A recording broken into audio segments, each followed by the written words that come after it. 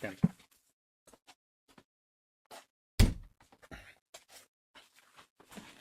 And we're back. We'll see how long my voice lasts. I may or may not have taken a thing of chocolate milk during the interregnum, so I thought it was the best.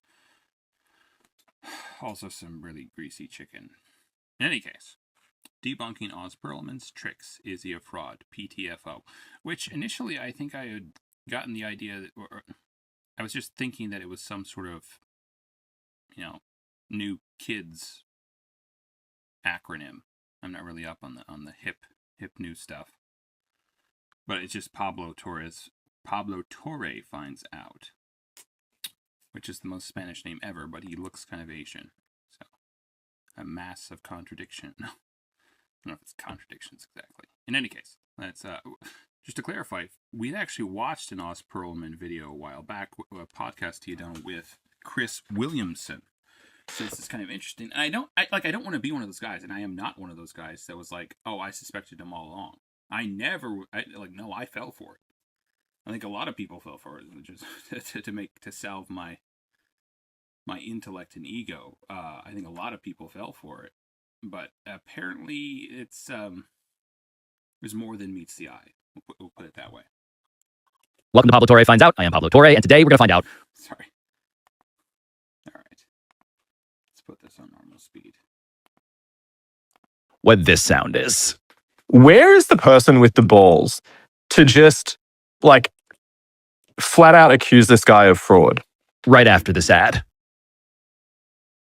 See, there's no ad. I've never felt disappointed. I do want to make clear that I am a unless he just timed it that way, so that's when the ads are supposed to run in the video. But I feel somehow let down. Maybe that was where his own ad is supposed to be, generally speaking, but I don't know. Guy who becomes obsessed with characters that confuse me, that I find on some level unsolvable.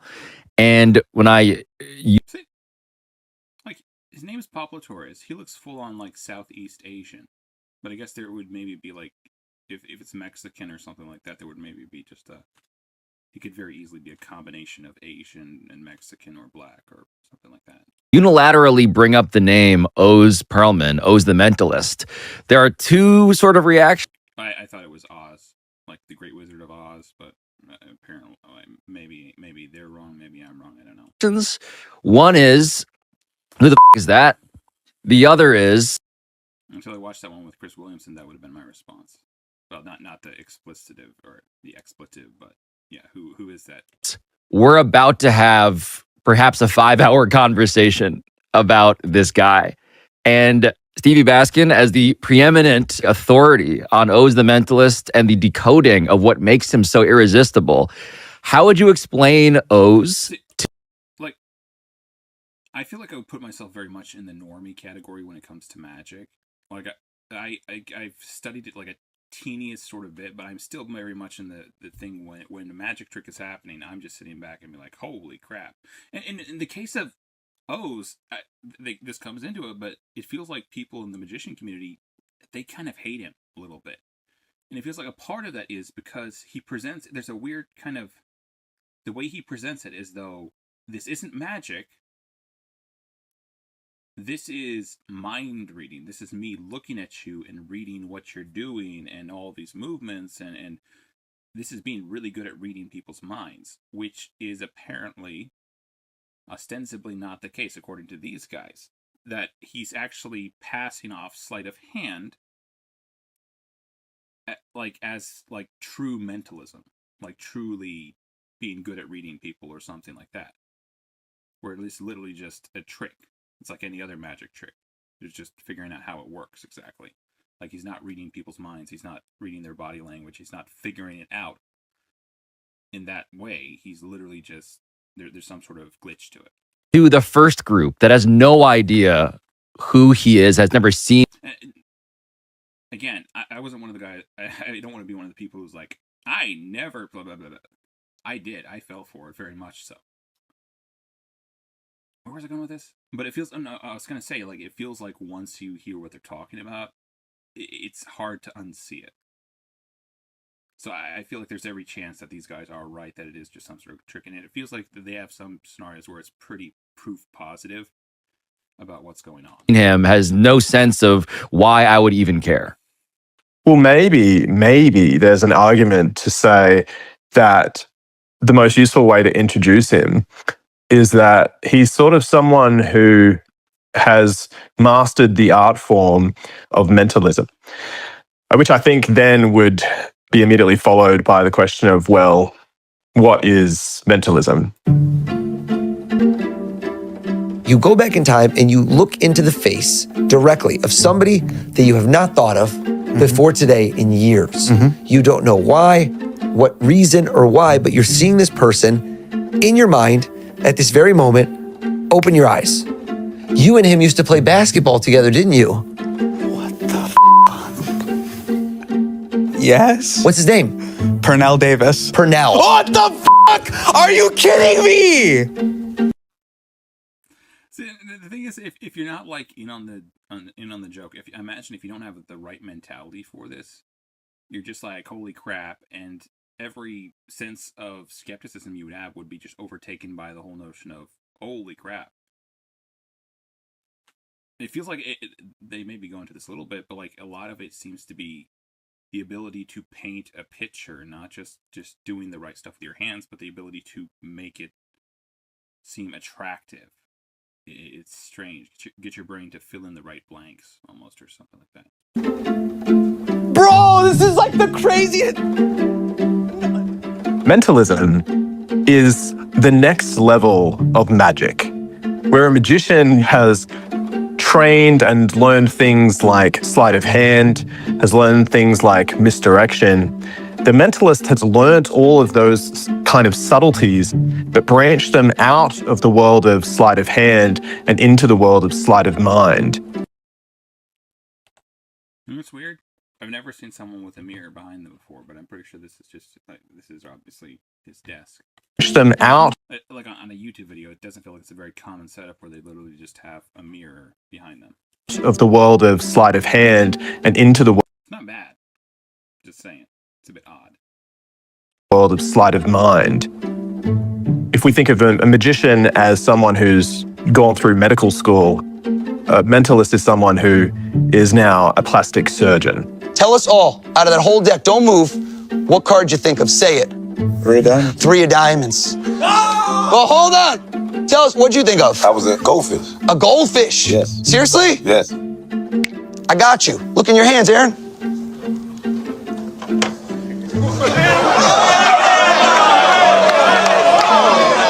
What if you would have picked a giraffe, though?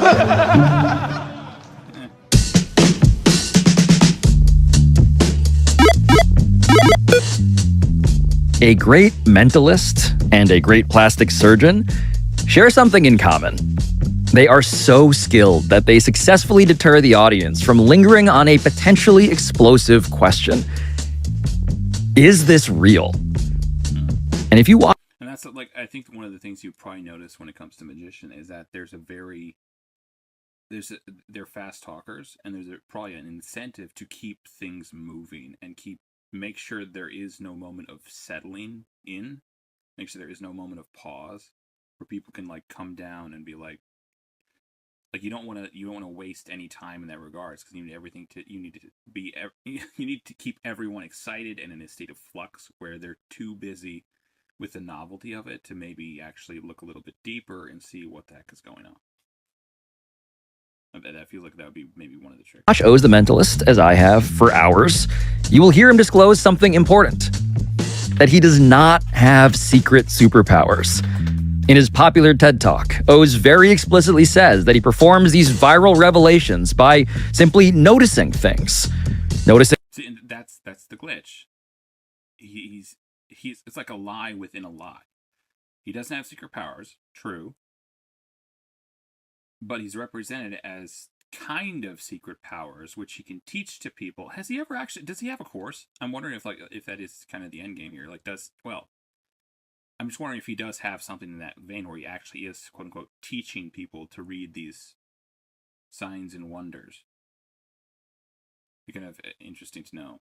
clues about a person's body language, their eyebrows, their pupil movement, these non-verbal cues. That, in short, is what mentalism is. See, I don't even necessarily think it's not possible to read things from those things, like from those, nonverbal indicators, but I feel like the precision with which he does it, that's the thing that is kind of makes me a little bit incredulous. Again, with hindsight, probably.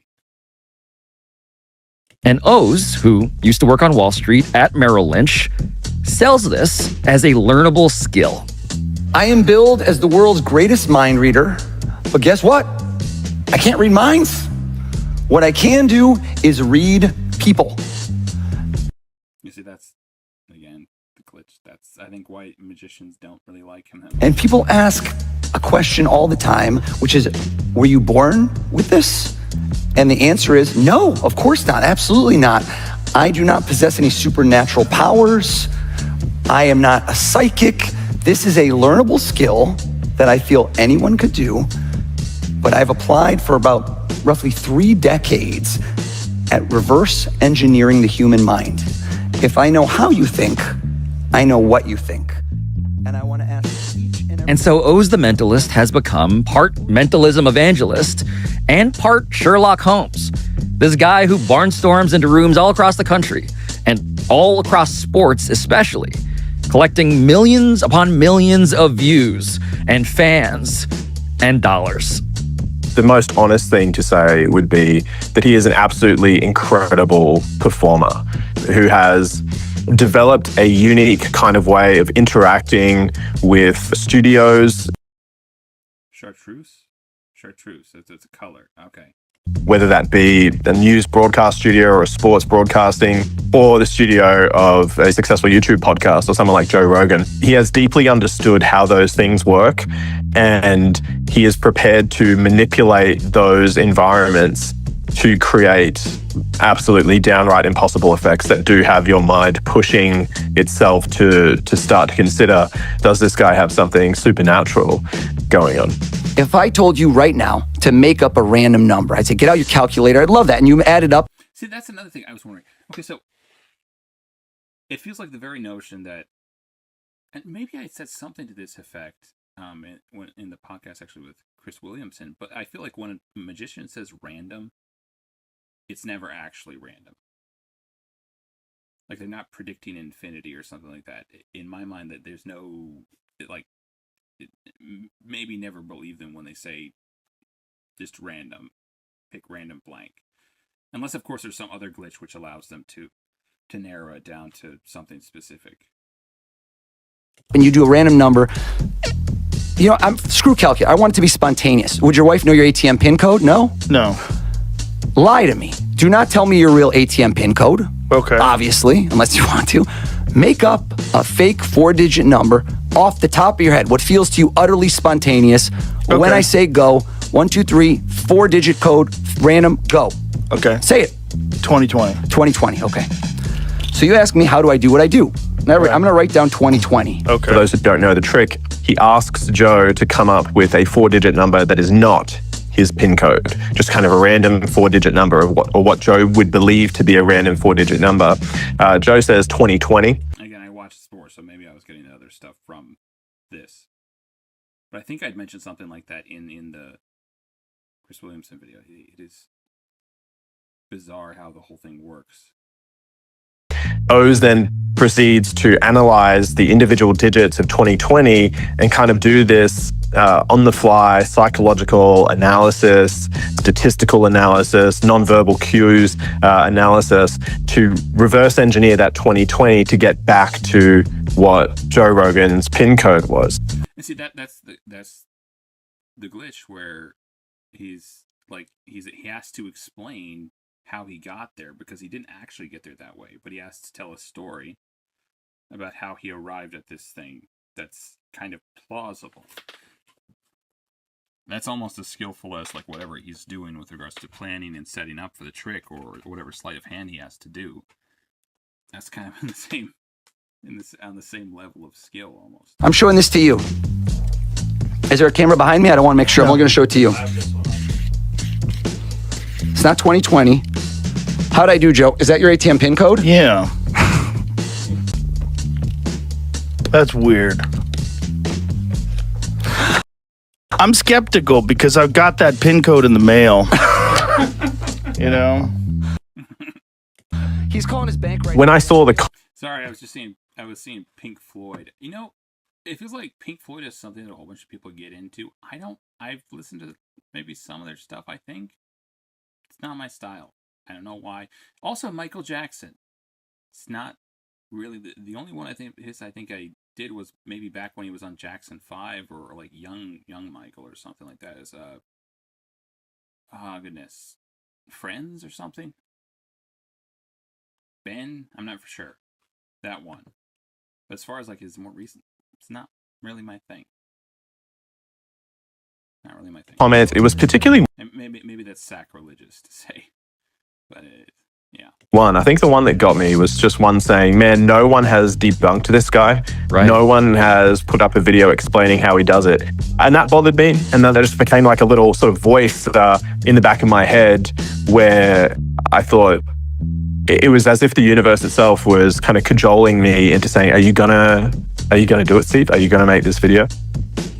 And so an amateur magician named Stevie Baskin did just that a few months ago, publishing a 5-hour analysis And maybe you should have just gone and watched the original video, but we'll see what this one's like. of the guy who calls himself the world's greatest mentalist on an otherwise empty YouTube channel.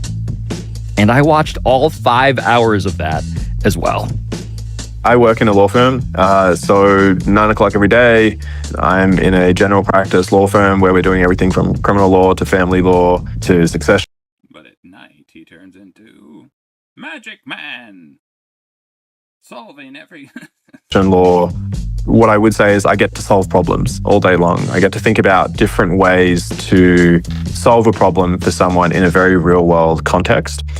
And that might seem wholly disconnected from watching someone like Oz Pearlman and figuring out what he's doing. This is terrible, but I'm pretty sure this guy has a painted... Like, his smile is painted on. I don't know. But maybe it's just kind of a showroom smile. But I actually felt it was kind of the same thing. And if you want to know how high Oz has been flying here in the United States, just last month, I also found myself watching this. Once again, we want to tell you what you're looking at if you're just joining us. This is footage from the White House Correspondents' Dinner when suddenly shots were fired and heard. Okay, what? Sorry, I'm just like wondering what this guy is doing. Is he getting over the table or something? And people ducked for cover underneath the table. And when all this chaos Kind of sitting astride the table there or something. began, the person who was closest to the president in that moment was the entertainer for the night, mentalist Oz Pearlman, who you can see in this video talking with the president. And I just got to say, I was in DC while that was happening. I wasn't going to the event, but I was there for some of the events before. And a lot of the people there, including reporters, like journalists, were like, how does this guy do it? You know, everyone was sort of like whispering about, is this guy a witch? I think the Burn him! reason that Oz Pearlman, why he gripped me in the way that he did, and then when I saw that he was deceiving other people to the extent that he was, it provoked something in me where I had to correct that situation because I want people to see the world clearly. It is a misconception to say that you can think in the back of your mind, oh, well, yeah, sure, there's this skill where someone can spend 30 years reverse engineering the human mind and can now Well, I've mentioned this before too. The question is like, if you can figure that out, the last thing you would do is want to tell people how you're figuring this out. Because if they know, that throws a monkey wrench. That throws a proverbial monkey wrench into you trying to get a clean read off of people. So it only works if one person is ahead of the curve. If one person is way ahead of everyone else, and they're aware of these things, but everyone else is just doing this thing subconsciously or naturally. Now, on some level, I think it would work just in general still, because you can't control everything about what you do. You can only control so much, and maybe you could train yourself to control some of this stuff. But as far as it's concerned, you almost have to not tell people. You almost have to have some sort of esoteric inside track when it comes to reading people's cues. study someone's eyebrows and can study sort of how they, stutter when they're speaking or how they hold their hands in front of their waistline, and they're able to discern this information. If that is something that you genuinely believe, it is absolutely going to affect how you interpret the rest of the world. The exact same way as if you genuinely believe that on December 24, a man comes in. That's it. Action always entails interaction. In a sleigh with flying reindeer and is able to go all around the whole planet and go down everyone's chimney and put presents there for the morning. That if you genuinely believe that happens, that doesn't exist as a kind of isolated belief in your mind. Mm-hmm. Preach it, brother. No. Because it has implications for... That's exactly what I always say. Sorry, I'm just sounding pretentious. Or a huge amount of other things. Those, for the record, those are things I've thought before as well. You can't have something. Yeah, they don't exist in isolation. What he said. I'm just being redundant here, aren't I? Things that are going on. Sorry, I'm trying to come up with something interesting to comment, but on this stuff, as far as the magic tricks are concerned, it's not my area of expertise. It is something I'm interested in, though.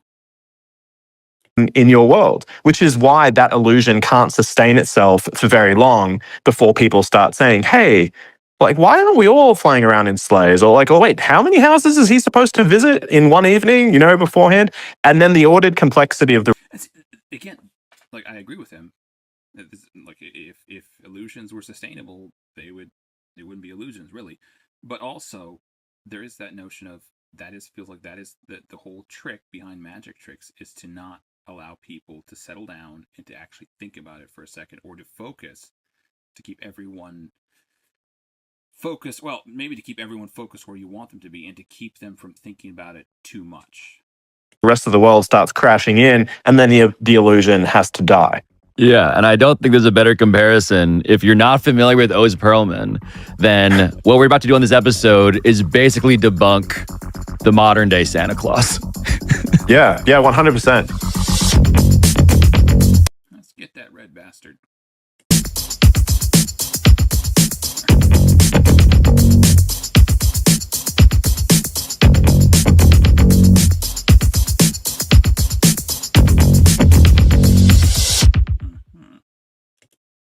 Is that because it's a rabbit hole? I'm just wondering what all the motif behind all of these animations are.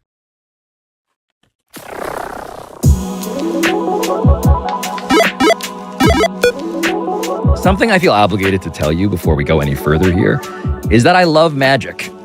I buy tickets to magic shows. I have friends who are magicians, including one who is the proprietor of a physical magic shop here in New York City. So I do not think that tricking people in this context at magic shows is wrong. Again, that's the problem, though. He's not. There's a lie within the lie. He's saying this isn't magic. True. But he's also saying, I'm reading your thoughts and things, and he's selling that as a learnable skill, which arguably, at least to the extent that he's doing it, might not be true. So it's kind of a scammer, like a scam within a scam, a lie within a lie. It's different that way. I think it's fun, actually, like a mystery of storytelling and technique. And Oz is very skilled at both storytelling and technique. In fact, before we dissect how Oz's manipulation of the audience goes too far and actually breaks certain ethical codes, this according to 3 magicians that we spoke to, I want to show you one of Oz's basic and relatively non-controversial tricks, which he did to the Falcons' all-pro running back, Bijan Robinson. And what's it with this guy and footballers?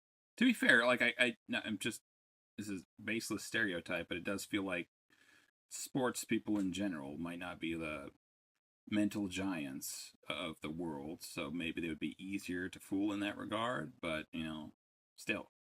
And the show's host, Kay Adams. Bijan. Yep. You ready? I'm ready. Let's go. All right. I have a fun idea for you. Okay. Grab your phone out. Oh my gosh. Oh gosh. He's like, quick, delete browser history. Bijan, hold so I can't see it. Okay. Go to your contacts. All right. And tip it. You know what? I want you to, CK, I want you to start scrolling through Bijan, and I want you to look over his shoulder. Do a little easy. maybe that's sorry. I'm thinking maybe that's a better way to explain it. It's random. It's random until it's not. Like they give the illusion of randomness until the point at which they need to know what's going on, at which point they find some sort of hook in order to make sense out of it. In which case, it's not really random. They'll explain it into this one, but it's really intriguing the way that they set these things up. Drop it. For contact. No, come on, you're gonna see Is it people. okay? And tip it so I can't see it. Don't let him see. Tip your phone down. Okay. And Kay, look, is it scrolling? Yes. Bijan, I don't want you to look. So this is the key. I want you to be scrolling without looking. So you take it, and whenever you want, you're gonna stop. Hold it, start scrolling. Just scroll. Scroll, and then make sure, and you're gonna see, Kay, there's gonna be a whole list of names. I mean, he's got shorts on. I'm looking everywhere. Trying not to Tell look me when everywhere. you're done. I'm done. That's it? Bring it close to your heart. Look where you landed. Look at the name at the top. Oh, shoot. Oh, no, he got rid of it. Oh, no, we got it. Yeah, we got it. Okay. Okay, do you see someone in there? Yes. Yeah. Did you have any idea who you're gonna pick? No. See, watch for the. If you caught it. Okay. Okay. Oh, shoot. Oh, no. I mean, he's got shorts on. I'm looking everywhere. Trying not to Tell look me when everywhere. you're done. I'm done. I didn't see it the first time either, but you maybe could. That's it? Bring it close to your heart. Look where you landed. Look at the name at the top. Oh, shoot. Oh, no. He got rid of it. Oh, no, we got it. Yeah, see that's the thing. You We got it. Yeah, we got it. Okay. Okay, do you see someone in there? Yes. Yeah. Did you have any idea who you're gonna pick? No. Right? Is there any way in the world I could know something you didn't even know? No, because we were scrolling. Yeah, absolutely All not. right, put your phone down. Okay. Okay, I'm gonna have you sit here. We're gonna I'm gonna tag team this. I'm gonna see who I can pick up things from first. Okay. Look at the body language, the tension. I think it's a guy. Is it a guy? It is a guy. But here's Again, like I don't know. Like maybe it's just because I wanted to believe. Like there is that element of there. Like I'm very much in the audience when it comes to this sort of thing. I'm not the magician here because like, it does like again. It feels like once you see it, once you're just even a little bit skeptical of it, you can kind of see a little bit of the huckster in him or whatever. The snake oil salesman, but man, this was funny. Oh, shoot. You were until you see it. confused. That didn't make sense. There's no context. Listen to me. That didn't make sense. Do you know why? Because it's not a famous person? Nope. Because if the name was Because it's not a famous person. Michael, she would have known it was a guy. She was confused. She didn't know if it was a guy or girl. It's a name that could go either way. Okay. This is funny. You just gave it away. You didn't realize. Chris, is it Chris? Yes. Do you understand what just happened? No, because you can't get in, heroes. Think of his last name. Because I know a million dudes named Chris. Think of Chris's last name. Well, you also wonder like how much. Okay, so it's one of those things where it feels like most magicians' tricks are done in front of a huge group of people. I wonder how much that would play into like the willingness to cooperate on the part of individuals involved. So you have a magician who's generally speaking pretty comfortable in front of people, brings up someone from the audience not so comfortable in front of people, and how much that plays into their like agreeableness. So there might be some sort of glitch where they try to, when they're picking the person who's going to be a part of this trick, the random person who's going to be part of this trick, they're probably... No, I've heard this actually. I've heard this thing where when they're looking at the crowd, they'll do some sort of weird tests where like they're testing for agreeability or something. So you could even probably say this in when they're asking for a volunteer, they might be saying, hey, everyone who wants to volunteer, put your hands up or something like that. There might be even some stuff in there, but it feels like they're trying to find some sort of selection bias for people who might be more susceptible, more malleable, whatever, where they're trying to figure out who exactly it would work the best on. It's intriguing the way that would maybe all play out. Okay, I thought his last name. And you mix up the letters in this person's last name. Okay. And you just stop and you grab out anyone you want. You just grab it out. You got one? Yeah. Did you grab one too? Yeah, a letter, yeah. Yeah, all right. I don't think you did a vowel. You didn't do a vowel, did you? No. You thought it's too easy. I'm not gonna do the vowel. And then I think you did different letters. B. Are you thinking of a B? Wait. Hold up. I wasn't. That wasn't hers. I told you, you're thinking of different letters. Chris. I love when people watch these videos and say it's set up because you didn't know who you were gonna pick. How could I know this? Hey, this is crazy. You gotta, yeah. What's his name? Tell us. Chris Gilbert? Chris? No way! It was Chris Gilbert. Yo. Okay. Did he ever guess what her letter was? Because he asked them both to get a letter. He skipped out on that part. I'm not sure what happened there. How did you do that? How did you do that? Like, I want to know. That was awesome. Let's hear it for O's. What is O's good at here? What is jumping out to you? This trick doesn't require any preparation. It's completely sleight of hand, which is closer to the typical wheelhouse of what a magician is good at. And then, of course, all the psychology. You'll see what all unfolds here, but it does feel like it's pretty proof positive. It's a far more compelling explanation than whatever Oz is coming up with regards, or O's is coming up with regards to his explanation. I'm fully willing to believe that this is that comes in to doing a sleight of hand move with 6 different cameras on you and, a famous athlete that you're interacting with and holding all of that in your mind and still giving a great performance.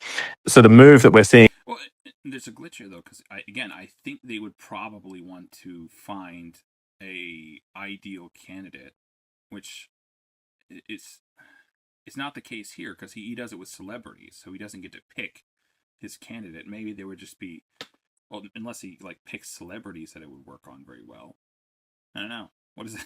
Just thinking, what does that say about Trump? There, Sorry, trying not to get political. No, it does occur to me that if he is picking celebrities, what does he select for? Does he choose who he's going on with? According to, just to hit both ways, he did go on The View. They actually show that one later in this thing, so is that he gets the phone out of their hand, which he does masterfully. The excuse to, without even their sort of explicit. And see, I'm pretty sure he's only scrolling up. I could be wrong there, but you'd probably assume that people's list of characters is only so people's list of contacts is only so long, and I'm pretty sure he's only going up. He's only scrolling the list towards the bottom, which would kind of make sense if you consent to just kind of casually take the phone out of their hand and then to start showing it to the rest of the audience. Is it scrolling? I want you all to think that it's really scrolling, so this isn't some sort of rigged setup. But right here, you can see it for what it is. O's is... and that's the thing, completely random until it's not. He's looking at the phone screen, which allows him to read. I mean, it's sort of pretty undeniable, I would hope. Unless you pause the video there, though, unless you stop it to comb through, where are his eyeballs pointing? What's incredible is that you don't notice it at first blush. He's really good at misdirecting your eyeballs because he is secretly looking at the phone screen. It's phenomenal. As I say over and over again, ad nauseum in the 5-hour video, he's an incredible performer and a good magician and a good illusionist. But even if you do kind of notice that, which has happened in previous ones where someone says, "Hey, what are you doing?" We might, let's see. We might go over this guy's video. You're looking at the screen. What happens next, where he turns the phone down, that immediately to your mind says, okay, well, whatever glance he did at the screen is completely irrelevant because now the phone is pointed down towards the floor and they're scrolling up and down. But when he puts it back in their hands and says, okay, now you do it, but I want you to do it without looking, and he points the phone and they're scrolling up and down. But when he puts it back in their hands and says, okay, now you do it, but I want you to do it without looking, and he points the phone down towards the ground, the sleight of hand move is that he's just going to press the power button on the phone, which is going to turn the screen off, meaning now that any kind of that's slick.